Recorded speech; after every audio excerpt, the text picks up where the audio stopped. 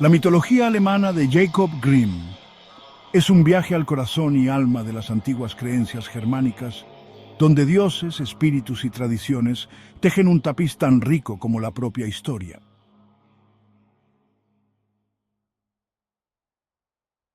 A veces, en los nombres antiguos de casas y lugares, nos encontramos con figuras que parecen haber desaparecido hace mucho tiempo, pero que han sobrevivido durante siglos en sílabas cortas. Un ejemplo de esto se encuentra en ciertos nombres de lugares alemanes que se dice que han dejado huellas, las cuales apuntan a deidades olvidadas.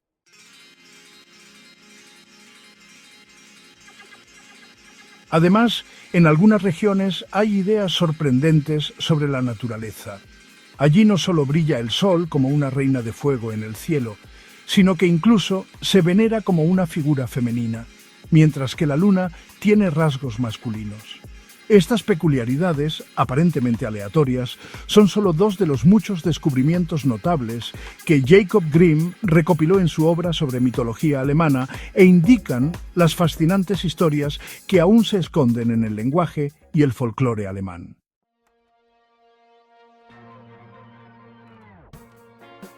En su extensa obra, Grimm se dedicó con gran pasión a aquellas raíces que se encuentran en el mundo de las creencias más antiguas de las tribus germánicas. A la mirada sobre dioses, espíritus y fiestas, también siguió una búsqueda de aquellas historias que, aunque fueron eclipsadas con el paso del tiempo por el cristianismo y la Ilustración, continuaron vivas en las costumbres de muchas regiones. Esto se ve especialmente claro cuando aparecen en las tradiciones las huellas de ritos paganos, cuando, por ejemplo, el ruidoso desfile de carnaval se puede interpretar como un eco de antiguos rituales de exorcismo de demonios o cuando las hogueras para ahuyentar el invierno siguen encantando hasta nuestros días.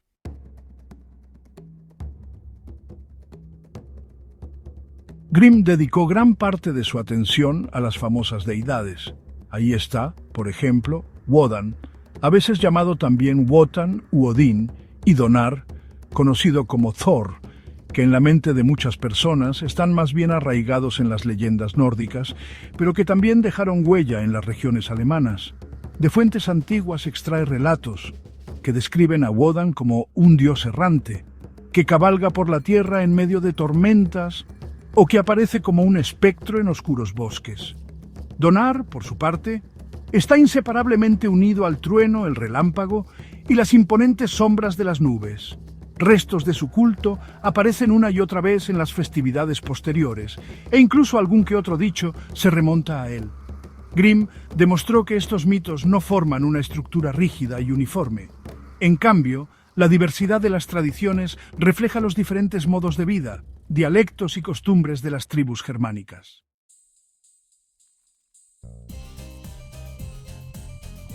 Recopiló indicios de que los grandes árboles eran considerados sagrados en la antigüedad y en ciertas regiones se veneraban alisos o tilos. Antiguamente, los pueblos se asentaban alrededor de estos santuarios arbóreos donde se hacían ofrendas o se impartía justicia. Los manantiales también eran muy apreciados. Algunos se consideraban la morada de seres sagrados, a los que se les pedía protección y benevolencia. Más tarde, cuando las antiguas creencias fueron decayendo, los santos cristianos a menudo asumieron el papel que antes estaba reservado a las deidades. La peregrinación a un manantial sagrado aún hoy recuerda la antigua reverencia por estos lugares.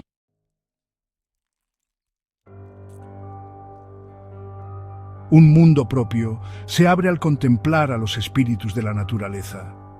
Ahí están esos pequeños seres que, como elfos, albos o duendes, se deslizan a través de los cuentos, al igual que los enanos, que habitan en las montañas o los bosques. En algunos lugares se les consideraba mineros hábiles, capaces de proporcionar metales preciosos a los humanos o guardianes de antiguos secretos. En poemas y leyendas adquirieron rasgos adorables, pero en ocasiones también amenazadores. Si tales criaturas eran originalmente antepasados fallecidos o espíritus de la naturaleza independientes, fue algo que Grimm debatió con otros eruditos. Lo único cierto es que estas historias reflejan la creencia en un reino intermedio viviente, en el que la esfera humana y la divina se encontraban.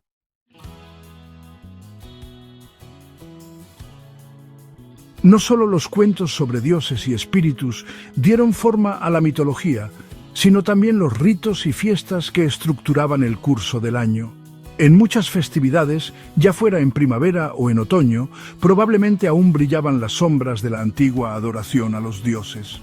Grimm vio en los huevos de Pascua, que se pintan y se regalan en primavera, una referencia a antiguas costumbres de fertilidad y a una diosa de la primavera que tal vez se encuentre detrás del nombre Ostara. Aunque este nombre no se puede verificar con certeza, en los cuentos y costumbres que giran en torno a la Pascua, reconoció huellas claras de un simbolismo ancestral en el que el huevo representaba la nueva vida y la resurrección. También en otras fiestas, como la Navidad o el solsticio, según la convicción de Grimm, las tradiciones paganas se abrieron paso hasta la era cristiana y se fusionaron con ella. La mirada a estos antiguos ciclos festivos deja claro que un profundo respeto por la naturaleza impregnaba el mundo de las creencias. La gente temía a los seres malignos, intentaba alejarlos con ritos o los calmaba con ofrendas. Al mismo tiempo, se daba las gracias a la luz del sol, a la cosecha y al agua como elementos vitales. En costumbres como la de levantar un mayo, encender hogueras en el solsticio de verano o tejer coronas, las antiguas ideas sobre el devenir, la luz y la oscuridad encontraron su continuación centenaria.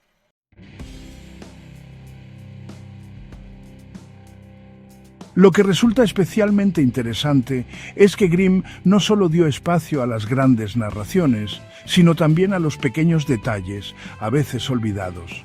Así, en los nombres de lugares, en las rimas infantiles, en las supersticiones y en los fragmentos de leyendas, encontró piezas clave de una cosmovisión milenaria. Donde los modernos cazadores de fantasmas hablan de lugares encantados, él descubrió en las viejas leyendas una cultura de los espíritus mucho más compleja. A veces se describían seres como la cacería salvaje, que azotaba el cielo en las noches de invierno, otras veces duendes hacían sus travesuras en molinos solitarios. En otros lugares se avistaba una dama blanca que anunciaba desgracias o protegía tesoros. En todas estas leyendas regionales, con mucha sensibilidad, encontró aquellos patrones arquetípicos que daban vida a la imaginación de tiempos remotos. Desde una perspectiva actual, la obra de Jacob Grimm constituye un tesoro para todos aquellos interesados en el folclore, la historia de la lengua y las antiguas creencias.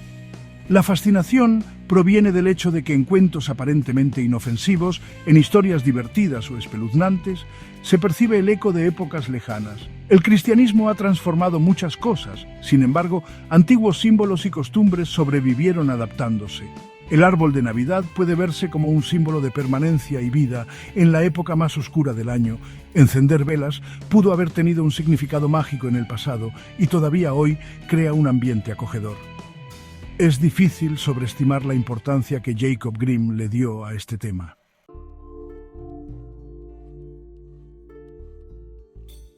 Él veía en el lenguaje y el mito una unidad que expresaba la esencia de un pueblo. Donde las palabras seguían en uso, las creencias también perduraban. Si el jueves en inglés se llama Thursday, todavía se puede ver a Donner o Thor detrás, similarmente con Wednesday para Wodan y Tuesday para Tyr. Si bien en los días de la semana en alemán no hubo una continuación directa de esos nombres de dioses, otros rastros en el vocabulario y en los refranes dan testimonio de las antiguas creencias. El enfoque de Grimm no tenía como objetivo cincelar en piedra un mito perfecto o establecer una cronología completa. Más bien quería dejar claro que todas estas tradiciones forman un tejido vivo, cuyas raíces se remontan a la época precristiana. En su trabajo, antiguas costumbres, nombres de dioses y leyendas locales se entrelazan para mostrar la complejidad de la herencia popular alemana. Estos motivos fluyen con mayor o menor intensidad en la vida cotidiana moderna, pero no han desaparecido sin dejar rastro. En esencia, se revela la idea de un mundo en el que los dioses, los antepasados y los espíritus de la naturaleza eran percibidos como fuerzas reales. La vida estaba inmersa en una red de actos rituales, festividades y leyendas que proporcionaban apoyo e identidad.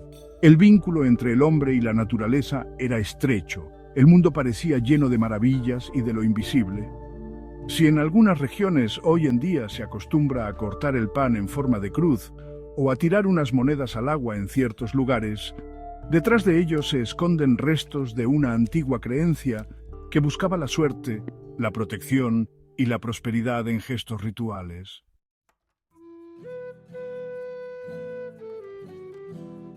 Leer la colección de Jacob Grimm no se queda simplemente en un viaje de descubrimiento a tiempos remotos.